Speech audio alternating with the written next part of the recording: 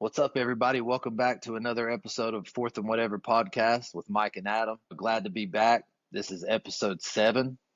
We're starting to pile up some videos, man, for our channel, dude. I'm glad everybody's watching. Make sure you like and subscribe to the channel. Feel free to comment on anything controversial, non-controversial. If you agree with us or not, just give us some feedback. We'd love to hear what you guys are thinking about the content so far. You feeling pretty good about this episode, Mike? Yeah, man. I think we got some good stuff coming through on this one. So be a fun one. Some ranking stuff in there that we'll go into Yeah. detail about. That's always fun for everybody throwing a little ranking stuff out there. So Oh yeah, um, yeah. definitely Anytime you looking forward to compile a that. list of anything, man, it's fun.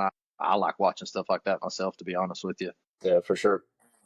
I think we're just going to go ahead and start off. There's been a lot of stuff going on in college football, even though college football is not happening yet. It's pretty close, not too far off, but there have been some things going on. And, the biggest thing, I guess, if you're an SEC fan, any school in the SEC, SEC Media Days was last week, I think. But, they had like 2 or 3 days there where all the teams kind of came in. All the coaches, gave their spiel on, I guess, maybe predictions or the way they feel about the season. Some of them even touched on previous seasons. And every coach brings, two or three of their players to kind of speak on behalf of the team.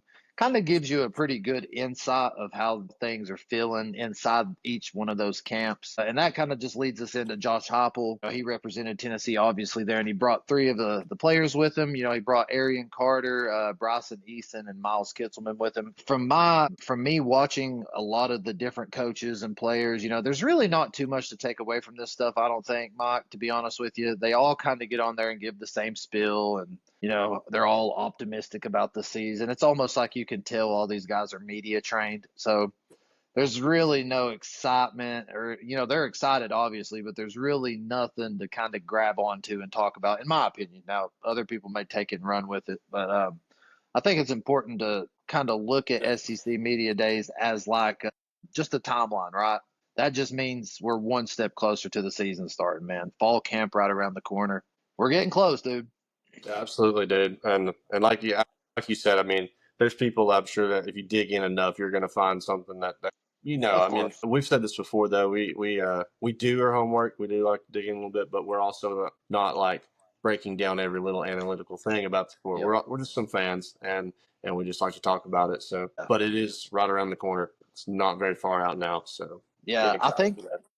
I think every year when SEC media days, and of course the other conferences have their media days, when those media days start rolling around, that's when it kind of starts to feel real, because it's almost like the coaches and the players are finally coming out of hiding, you know what I mean? And you actually get to see them step on the podium and talk for the first time in months, really. Everyone's kind of went on their vacation, come back, and all that good stuff. And it's really the starting point, I think, of truly locking in and focusing on the season. So from what I watched, I think all 3 players that Heupel brought represented the team well. I think they represented the university well. It seemed like they were kind of focused. Josh Heupel, of course, gave his. I guess Josh Heupel's not a man of many words. He kind of uses the same phrases over and over, and kind of, I don't know. He just kind of says what he feels like he has to say, if that makes sense, which there's Yeah. nothing wrong with that. I don't think he's a big No. media guy anyway. But, kudos to them. I think it was awesome. And it's just great, like I said, to see those guys back in the spotlight, and college football, like we said, right around the corner. So, Yeah, for sure, man. but with positive stuff, there's always the other side of the coin, right? There's always something negative. And as positive as we want to be through the season and until the season gets here, there are unfortunately things that obviously Tennessee fans have dealt with earlier in the offseason. And it seems like we just can't escape it, man. We are still dealing with off the field issues with players and just bull crap, dude. Just crap that just does not need to go on. I'll let you go ahead and lead this one off, man. What is up with Boo Carter? What is going on? What's the story? I know there's not a lot of information out there. It's Yeah. ridiculous, man. Yeah, man, it's kind of hard. I mean, like I've not dug super deep into it, but Right. the thing about when there's a ton of rumors I've learned, like with football stuff, there's usually something. And I mean, I've heard it. I mean, some people say maybe it's nothing, and and Boot Carter may very well still be a Tennessee Vol when it starts.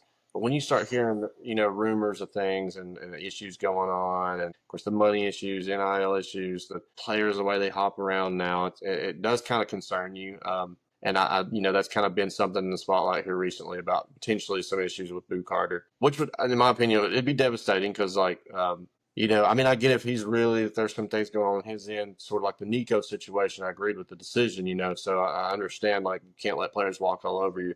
The thing about with me, man, with Boo Carter, I just think it would really hurt because I know we were going to potentially be using him as a receiver some, and on the defensive side of the ball, super talented, and it was in returning kicks, things like that. Man, he's just an athlete, and I think he could have been a really big asset this year. And I don't want to say I think he could have because he still very well might be at Tennessee. I mean, we're not saying that all because we don't even really know that much. I don't think anybody knows that much, to be honest, other than probably that locker room and coaching staff and Boo Carter himself, of Yep. what's going on. But for me, man, it's not really touching on that as much as just the in general problem with how the NIL has been, man. And me and you both have like talked about how we do not disagree with NIL.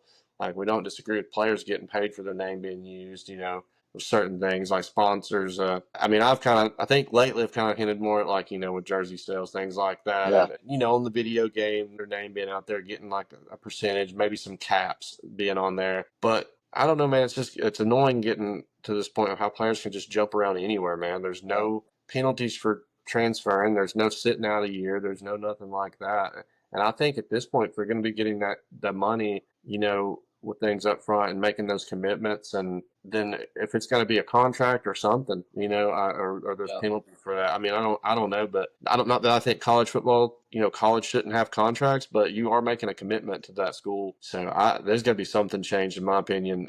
These players just can't keep jumping around everywhere, man. It's taking away from college football in my opinion. Yep. And not just saying this because there's potential of Boo Carter leaving and that, hurting us. That sucks. It really does. But Yep. in the grand scheme of things, like this can't continue happening. Players leaving or not showing up to practice or not doing things because they're holding out for money. Like at the end of the day, we're still in college. These aren't contracts. These aren't things like that. So I think they got to make some kind of changes to help better this jumping ship and jumping around, from place to place. Players are playing like 3 or 4 schools by the time they graduate. I mean, playing more college teams than players in the NFL played NFL teams. I mean, it's getting wild. Yeah. It's almost like they're wanting to just sightsee. Yeah, I'm gonna go to this side of the country. It looks pretty nice. Yeah. Never No been there doubt. before. No doubt. Yeah. With the whole Boo Carter thing, man, like you said, no one truly knows what's going on except probably the locker room, Coach Josh Heupel and Boo Carter and his family. That's what no Some of hate to be harder right now because, like I said, we don't know Yeah, what's going on. yeah, I think you hit the nail on the head though when you started off by saying when there's this much controversy and there's this much attention on a situation like this, it almost feels like you got to believe that there is something wrong, right? I mean, some of the stuff that's been said, and I would take this as being factual, is that he's been missing some team functions over the summer, some of the meetings and some of the team meetings and maybe even workouts and stuff like that. He's been showing up late, not showing up at all, almost like he's been MIA, so to speak. I even read something that said no one's been in contact with him and no one knows where he is. I mean, that seems a little that seems a A little little like, far fetched. So like, yeah, a little far fetched yeah, maybe. But and the craziest thing that I heard, now if this ends up being true, it'll kind of just blow my mind. But I've heard like gang related activity that he's involved with and stuff like this, dude. really, Yeah, yeah. I don't know, man. You just never know, man, what's true or not when you Right. start getting into some of that.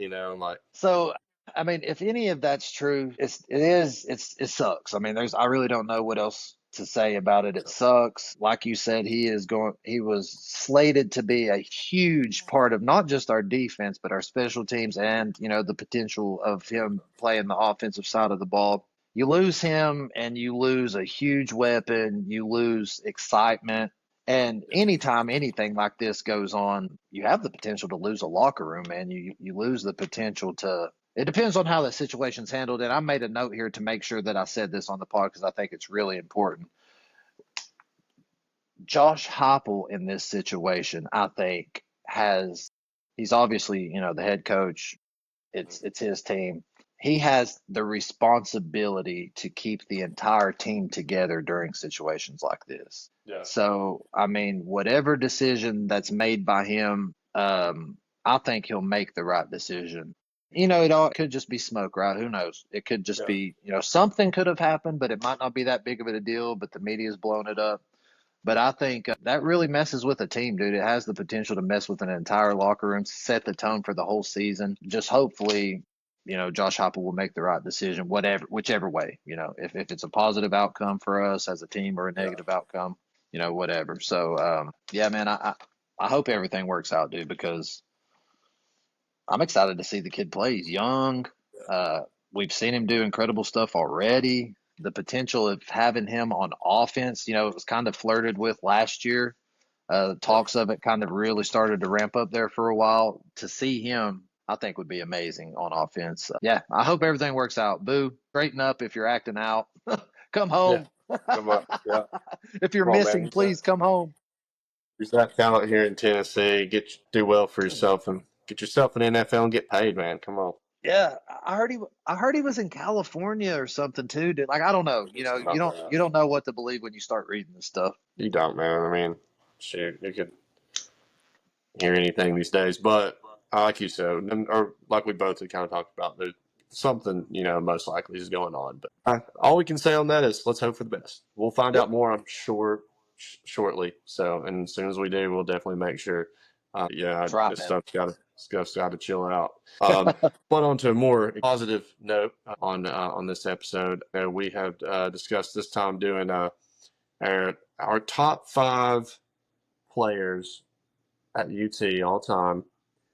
So maybe he's going to see this and maybe see some players missing that might be from in the '90s when Tennessee, some real tough teams out there and everything. And I mean, I was born in '90, but at the same time, I was 7 years old when they won the national championship. And like 8 years old. So I to truly like get like soak that in and become what I think is your favorite players, because this isn't a ranking of top five players at UT. It's our top five favorite, and that's going to be people that we've really witnessed and stuff. I know we did a special thing we were going to discuss with this. We haven't discussed our actual top five, by the way, like we usually do. We keep that anonymous, Yep. but we both can agree that like kind of giving it GOAT status here, that Peyton Manning, when it comes to UT, and I think we also said was it Reggie White. We also said that we wanted to Yep. honor him that GOAT status, And at the end of the day, though, either one, unfortunately, I didn't get to truly experience those players playing, and Peyton Manning's huge for me as far as I mean, I watched him in the NFL and watched his career and what he's been doing for Tennessee now, and like, he's been a huge part of my life as long as I can remember as a fan. Oh Like, yeah. he was always there as a fan growing up, but I never really truly got to remember all the playing at Tennessee because I was just so young. So that's something that we want to just disclose to you all, that if you don't see him on that list, don't freak out. This is that this is kind of why we're going by what we really got to experience, and it's our favorite players. So at the end of the day, there might be Yep. someone on there that you don't agree with, which is cool. Let us know who your favorite are. I Yep. encourage that, but at the end of the day, it's going to be our favorite players. So I'm curious to see how close we are with that, and I think we're going to rank that starting from our fifth to the best one, for Yeah. us. Are we just going to kind of go back and forth like with our fifth option, and then like move on up to the first, like we do in a lot of Yeah. things there?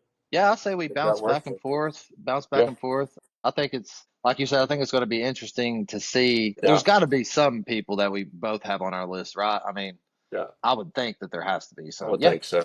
And there's going to be some people that I might kind of I look back and be like, man, how'd I forget that? You know what I mean? Like, and yeah. that's just there's so many players, but I did want to do an honorable mention. And mind you, if you want me to go ahead and get started, I'll Go for it. give you my honorable mention, and then I'll go into my fifth. My honorable mention was T. Martin. I was just getting old enough though to remember that year when they won and everything. I do remember going to school the next day and being happy about them winning. And I've seen T. Martin play a little. Can't put him in my top five really mainly because I didn't get to experience that to the fullest extent of being a football fan like I Right. am now.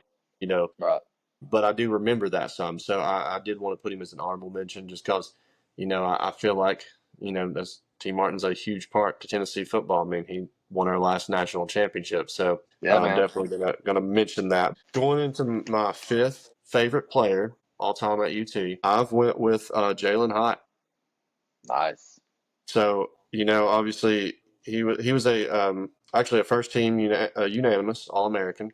So he got unanimous votes on that All American. And then he won the I want to mispronounce the heck out of this. The Blitnikoff Award. Bolitnikov. Okay, yeah. I should know that. I sound ridiculous for not knowing that. I went kind of blank there, but I really didn't want to try it. But he won that award, so but dude, I mean, just watching him that year, man, just go insane against Alabama and the 5 touchdowns. That Oh, game yeah. just really solidified for me. It's one of my favorite players. And I did predict before that year actually that he would go off, and he actually did. So that was cool too. But yeah, man, he just was a baller, dude. Yep. I We agree, had him man. still. He was super exciting, super fast. And you are right. I do remember you telling me a story about how you predicted he would have a breakout season before that Yeah, season in 22 started. So that's awesome. yeah, Okay. I'll hit my number five real quick. It's pretty cool actually. You and I both chose a wide receiver. I went ahead and went with Jawan Jennings, man. dude.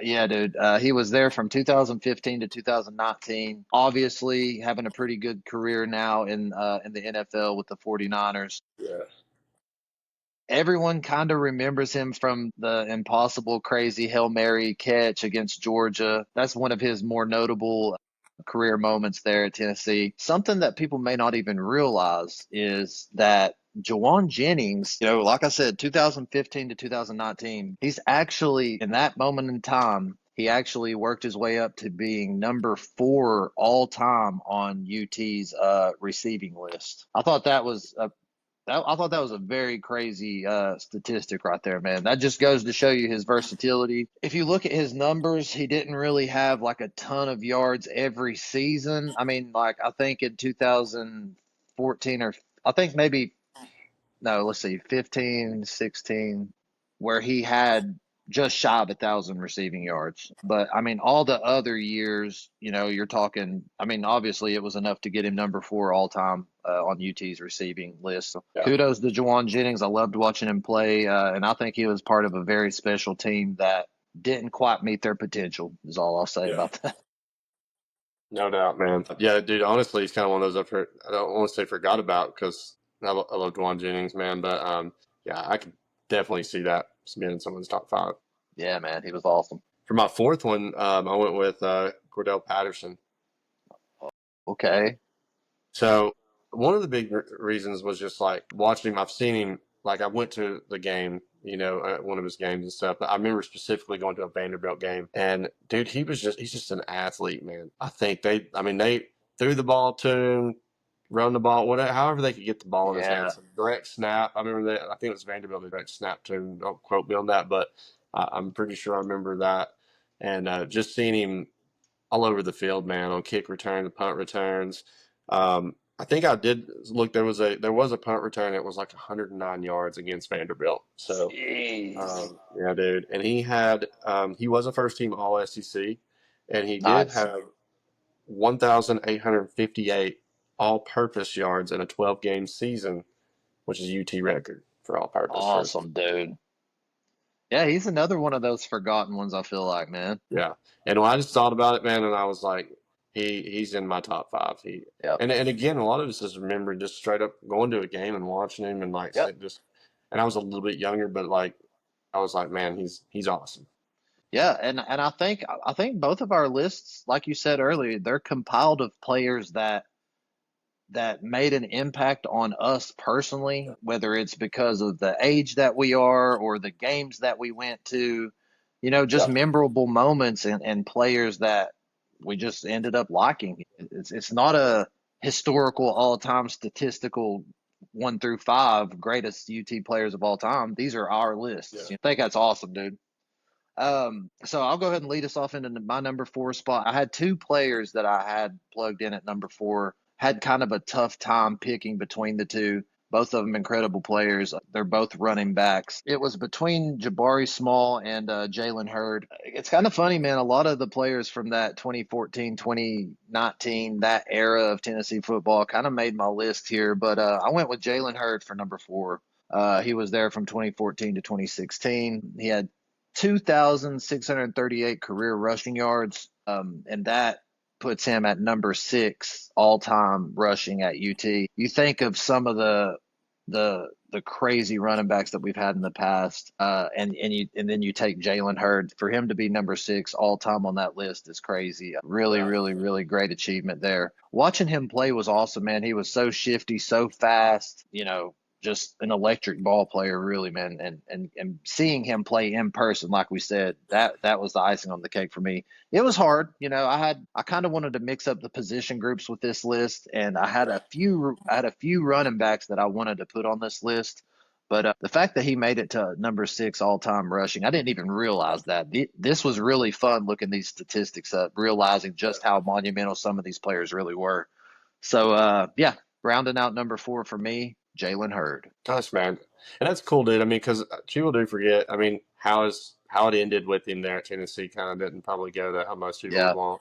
yeah. And I ain't even gonna lie, I was one of them that kind of like was pushing for Alvin Kamara, and during that time frame, I was, and I was too, man, and I would have put Kamara on my list, yeah, but Butch Jones didn't know what he had and didn't know how yeah, to use the for man, sure. so I went with the But guy that he used. yeah, kudos to Jalen Hurd. I mean, to get what he did with that, and Yeah. I think Alvin Kamara, had that been realized earlier, it might not have got to be that kind of career for him there, But Yes. at the same time, they were great. He was a talent, man. And people like kind of, I think, got overshadowed by some of the ways that it ended, and Kamara coming in and taking over, and I think that probably overshadowed that. So that's cool you put him on there. Yeah. You know, so I like the different opinions. There might not be a lot of UT fans that agree with that, but so be Yeah. it. Yeah, I mean it's your list. I wouldn't have Yeah. him on mine, but at the end of the day, that's yours. So Yeah. we don't even always agree with each other. So I mean, we we usually tell each other too. So but I mean, we're respectfully, but Right, yeah, right. third for me, man. It's a big one we all know. Uh, is Josh Dobbs. Okay. Got Yeah. Josh Dobbs as third. Some of his stat stuff. He had 9,298 all-time yards. That's passing and rushing because he was a quarterback that did both. I mean, he could often run the ball at any time, and he could launch the ball, dude. And that Hail Mary they threw, DeJuan Jennings. I mean, that was a heck of a throw. But Yeah. that was third in UT for UT history there, as far as all-purpose Gotcha. all-time yards he had through his career, and then he had 85 total touchdowns in his career, Wow. passing and rushing, and that's second in UT history. For me, too, Josh Dobbs, I mean, and outside of his academic standpoint, too, he was Oh great yeah. academically at UT. Insane that, a lot of college players, I know, end up taking like some courses that may not be as challenging, and he's basically doing rocket science over here. So, I mean, insanely smart. But man, for me, that was a time, even though it was a letdown of what the season could have been with them at their best, that time with Josh Dobbs, they won three straight bowl games. And it was during unfortunately, following him, there was some more drought spells for Tennessee on terrible years. But Yes. man, he made it exciting. So he brought back. I think he changed. He was the beginning process of starting to change some culture around there.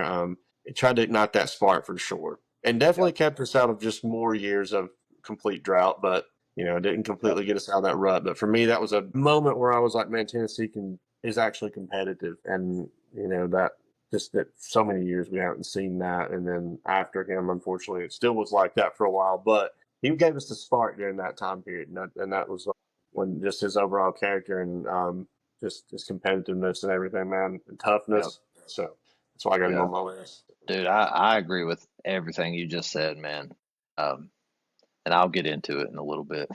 I got Spoiler alert. yeah, Awesome, dude. Yeah, it's kind of cool. We've both got a receiver, and I'm fixing to throw in my quarterback here. Number three, probably no surprise. Recent history. I've got Hendon Hooker at number three, man. And part of me was like, okay, he was only there for a short amount of time. Transferred from Virginia Tech. Does he should he be on the list? And then I was like, Adam, what are you thinking, man? This guy came in and lit Tennessee on fire. His play, and obviously Josh Heupel and the team around him, the way he played, I think, can be seen as the spark to where we are now with everything Yeah. surrounding Tennessee football. The way he played the game, the excitement that he brought to the fan base, the depths of which his play pulled us out of. I Uh-huh. mean, it gave an entire generation of UT fans hope. It gave us a little taste of what it feels like to win and look good on the field and look like an actual team. You know what I mean? Yeah, dude, for real. I can't really put into words the impact that Hendon Hooker had on a lot of Tennessee fans, the university and the culture around the program as a whole. I think everyone can truly agree on that. Um, but the first word that I put under Hendon Hooker's name in my notes here is excitement. And I think you said the same things for Josh Dobbs. It was just that excitement factor, man. It's like at a certain point, dude, in that 2022 season, it's like every time he dropped back, you got the feeling that it could be a touchdown, dude. It could be a Sure, man. huge, big time play. And something that really, I knew all along that his statistics were good. And I realized that he had kind of broken some school records and obviously performed well. I knew that he took care of the ball. I knew that he was smart with his decision making and everything like that. But until I actually did a little bit of research, I didn't realize the significance of what he was actually doing on the field. So there's two statistics right here that I'm going to share about Hendon Hooker that they didn't catch me by surprise, but I didn't realize it was this significant. And that is he's first in UT career passing efficiency all time, Yeah. and he's first in UT all time history in career completion percentage. That is insane, man. I mean, that just goes to show you what this guy was doing on the field. And it wasn't like he didn't have a lot of attempts. You know what I'm saying? Yeah. Like a quarterback that comes in and runs the ball Throw the all the ball time. And everywhere. yeah, I mean, he was dropping dimes all over the field, throwing the ball everywhere. Some of the big time plays that he made against Alabama are the only reason we won that game. Same with the Florida game that year. So on and so forth. But yeah, number three, man, Hendon Hooker. I thank you for everything you did. I absolutely hated the way that his career ended at the University Yeah. of Tennessee, man. It was gut wrenching. It was heartbreaking. Whatever words you want to use, and It was, man. I wish him the best in the NFL. Hope he has a good career, man. Yeah. Heck of a player. I can't stress that enough. It's funny you say that because my number two is Hendon Hooker. And yes, he's a Tennessee Vol, man. He's a Vol for life. And like I Yes, he know he is. came in as a transfer, was only there really 2 seasons, fully the start of that the second year, but took over the starting position the first. And dude, he did. He came in and with Heupel, we given him that credit in the last about how Heupel's really changed the dynamic. But with Hendon Hooker bringing him in, him fitting into that offense so well, and just an electric offense, man. That Tennessee offense that year could score on anybody. And I think I remember for the first time in a long time being very competitive and teams being nervous, like fans from teams I talked to being nervous about playing us, dude. Yes. And I mean that was a 10-2 year, um, and a defense that was not very good. Right. We had some rush, defensive rush on it. We did have like a decent defensive line, but a secondary, and not to knock on them, but they just were not very good that year. At all. And Hendon Hooker, man, if had he had a good defense, we went 10-2 and narrowly missed a 4-game playoff, Hmm. which the South Carolina loss again being so devastating, but could have launched us right into the playoffs had we had a defense that wouldn't allow 60 some points to get scored on us that game. But I don't know what was going on there. But this is about Hendon Hooker and how great he was, man. I hate to see how it ended. Yep. Obviously, the Bama game making a couple big plays. But to touch on your career pass completion, it was 68.8%. Insane. Hendon Hooker in his career threw for 58 touchdowns, or scored 58. I can't remember if that was a combo, but he had 5 interceptions in his career there. 2 seasons, 5 interceptions. That's unheard of. Yeah, I think the one year, what was it, like 33 touchdowns or something and Yeah. 2 interceptions, Yeah, something and crazy. and it goes back to it's not like he wasn't throwing the ball, dude. It just goes to show you how dialed in he was, how he mastered the playbook and his decision making. for sure. It was incredible to watch. I would have loved to see him in his offense that year, Jalen. I mean, I've got two of them here on mine, but him and his offense that year with the defense we had last year, Same, playing like, same. we made the playoffs last year with how it was, and so I mean, who knows, man? If we, I mean, there's always what ifs, but I'm just saying I would Yeah. have loved to see him have a great defense. It would have been Yep. a dangerous team, so Yep. because they could score I on agree. anybody. But yeah, Yeah, that's my second, dude. it's almost like that Hendon Hooker team's, 2022 game plan every week was all we got to do is go out here and outscore these guys. Yeah, yeah, We didn't really it have to was. stop too many In fact, I was people. holding my breath when we didn't score because I was like, oh man, Yeah, yeah. that Because was the only thing. yeah, because with the defense, with a bad defense, the defense had to stay out on the field a long time. So your possessions, you had to make them count in that fast-paced Yeah, offense. absolutely. So yeah, man, awesome, dude. Yeah, I'm glad that we had. I'm glad you put him on there. I kind of knew you would. Awesome, Just man. have to. Yeah, I agree. So my number two, he's already on your list. Not really going to spend too much time on him just because everything you said about him, I agree with what you said. Went ahead and put Josh Dobbs there at number two for me. And the reason I put him there is because all the reasons you said, of course, and then it was just the first time I can truly remember seeing Tennessee having some success. Yeah, And that's just a testament to my age and not truly being able to comprehend football at 6, 7, 8 years old. Sorry, everyone that thinks that they're a football genius when they're a toddler, but yeah, I went I went ahead and put I went ahead and put Josh Dobbs there at number two, man. yeah, 2013 to 2016. Unfortunately, he had Butch Jones as his coach. Otherwise, I think with the weapons that he had around him, they could have achieved so much more. yeah, I really do believe that 2016 was his breakout season. Of course, he had a good career overall, but 2016 was that real breakout season for him. He slung the ball for just shy of 3,000 yards, yeah. 27 passing touchdowns, and I put on here number five all time passing for UT. I want to say that's passing yards. Okay. So yeah, correct us if I'm wrong, but I do know that Yeah, he's number five all time passing for Tennessee in one of yeah, the passing statistics there. But yeah, just the overall vibe, who he is as a person. I think he stands for everything that someone should stand for in life. I respect the fact that he grinded so hard on the football field and in the classroom. I think that sets a good precedent for people that are in college, especially student athletes. Great role model, man. I would say that. And I think it's awesome to have seen him have some success in the NFL as well. Maybe not the success that you thought he should have yeah.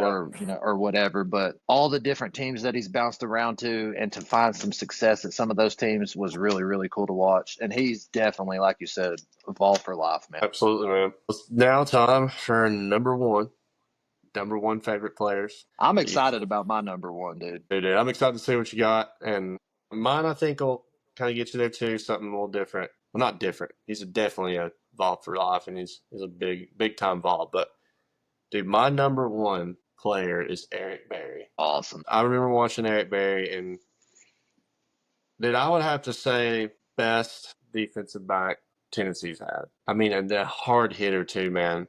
He wouldn't just like be back there, deflecting passes, dude. He would absolutely like lay a shoulder into you. And Yes. he was a two-time unanimous first-team All-American. He had 494 career interception yards, which is an SEC record, and he had Amazing. 14 interceptions. Was second for UT on that. And dude, he was just specifically a hit I remember is hitting No Sean Moreno, the running back from Georgia, on the sideline, dude, coming down the sideline, and he absolutely, I mean, he put him on the sideline, as in he didn't Oh. even come back in for the next play, man. Absolutely labeled him, dude. He would hit like Tim Tebow and him. I remember one time collided, dude, and then just a menace too, like picking people like Tim Tebow off. Just and he had some pick sixes on them, and that's like the return yards, man, that he had from interception. Because once he got the ball, dude, he was just all over the place, overcoming what he did in the NFL, man, to come back and still have a career. I mean, dude, with him being sick and everything that happened, and him to come back to football. That was a moment, man, to see him come back to Kansas City. And Oh yeah, dude, I mean, it about get chills like thinking about it, but he, for sure, man. I just had to put. He's just someone I thought about instantly. of When we were course. talking about this, and I'm gonna have to put him at number one. I just the impact of seeing him. Like I said, seeing him run Wildcat and like do all That's kinds of crazy insane. stuff, and just an exciting player during a time that maybe didn't have the greatest of teams, but Yep. I would have loved to seen that man playing on some of these teams today. Yeah. So And I think even though he came from a dark time in UT history, I think easily Mount Rushmore of Tennessee all-time players. I don't think, yeah, you probably wouldn't find a lot of people that would argue with that. Maybe so, but an absolute legend. Beyond the top five favorite list, he's arguably a top five all-time list. yeah, You know what I'm for saying? sure, man. I think that it's super cool that you chose a defensive player for your number one spot. We both got some quarterbacks on there, both got a wide receiver on there. It's funny, dude, because my number one player is a defensive player as well. It's someone that I remember watching and I was just blown away by, and that's Derek Barnett, man. Oh yeah, dude. You don't really hear too many people talk about him for whatever reason. He went on to the NFL, first round draft pick, Philadelphia Eagles. He's probably just one of my favorite all time Vols in general. Just like, which I mean, I know that's what this list is, but He he, prevented even more scoring getting happening on that defense for sure that year. I mean, he was unreal. I Yeah, mean, basically unstoppable. If you want to know the truth, just watching him in person. I remember going to UT games, and every time we were on defense, his name was about the only name that you heard. yeah, Over the when the announcers would announce who made the tackle and how many yards yeah, was gained or whatever. But Derek Barnett with the blah blah blah tackle, Derek Barnett with the 3 yard lost sack, whatever. yeah. Some of his statistics are just are just insane. He was at UT from 2014 to 2016. That seems to be a reoccurring theme on my list here. A lot of players from that era. But as a freshman, now this is a little wild. I didn't realize it was this good. As a freshman, the man had 47 tackles and 10 sacks as a freshman. Okay. It's insane, man. He was a 2016 All American. In 2016, he had 19 tackles for loss, which was number one in the SEC. He had 13 sacks, which was number one in the SEC. And speaking of tackles for loss and sacks, that was his thing. He was incredible at putting that first move on the offensive lineman and getting past them and Yeah, getting in that backfield and disrupting everything. He is at his time at Tennessee from 14 to 16. He is number two all time SEC in sacks all time in the yeah, whole conference, and number three all time SEC for tackles for loss. So that right there just speaks volumes to the type of player he was, an absolute disruptor. Like yeah, I said, he was just so good at that first step and that first move. He had a heck of a swim move. I mean, I even seen him, when you're that good at getting past the lineman, you've got all the moves, I think. You're ripping through, you're yeah. swimming across them, you're spinning around them, just bullying through them. He ate offensive linemen for breakfast, man. Oh, yeah, dude. I mean, I'm sure you remember watching him play, dude. He was an absolute beast.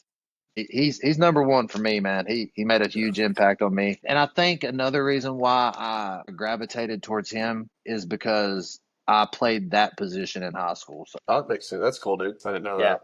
super awesome, man. So That is yep, cool. We both had defensive players for number that's one. cool, dude. We could have took the easy route and threw a wide receiver or a quarterback up there, showing the defense some love. I like that, man. Absolutely, man.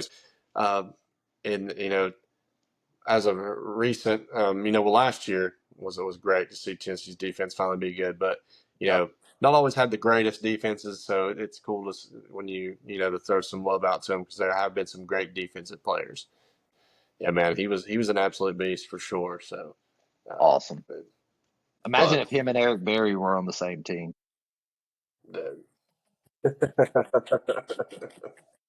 nasty, absolutely would have been nasty. But well, dude, I mean, we're trying just out here talking right now, dude. Do we have time for whatever topic today? Yeah, we knew We this would got be a long one. yeah.